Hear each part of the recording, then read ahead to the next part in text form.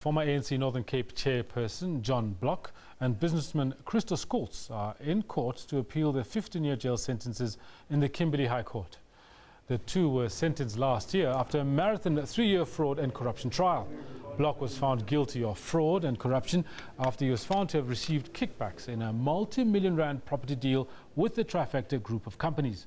The companies are owned by Christo Scholtz, who was also found guilty of fraud in the same trial. NPA spokesperson Paladi Shuping says they're ready to fight the appeal. Now, for more on the matter, we now have Reginald Voetboy, our reporter. We are coming to you live from the Kimberley High Court here in the Northern Cape, where former ANC chairperson John Block and Trifecta director Christo Scholtz will appeal the 15-year jail sentence they received in December last year. The two are out on 150,000 rand bail. Now the court proceedings is expected to start soon here in this court. But to tell us more about this case, we are speaking now to the NPA's Paladi Shuping. Good morning, Mr. Shuping. Good morning. What can we expect in this case? Well, you are aware that today we'll be dealing with the application for appeal in terms of the sentence and conviction that was given to Mr. Block and Mr. Christo Scholtz. We don't know on what grounds are they appealing the sentence and the conviction, but as NPA we are waiting to find out on what grounds are they appealing.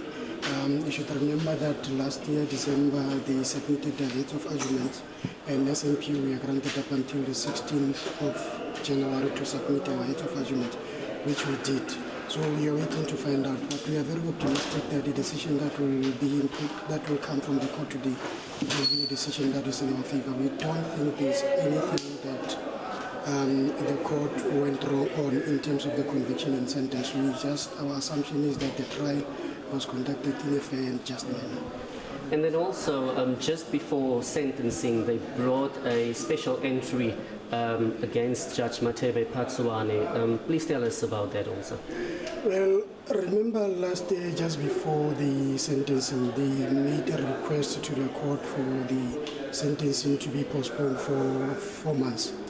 The reason being they wanted to lodge a complaint with the Judicial Service Commission on the conduct of the judge, but that is something that has absolutely nothing to do with the NPA. Remember, even before the sentencing, our prosecutor informed the court that whatever decision that will come from the JSC, it's not a decision that's going to have that much of effect on the sentencing itself. So our assumption was that probably it's just one of the ways of maybe shifting the focus from the sentencing.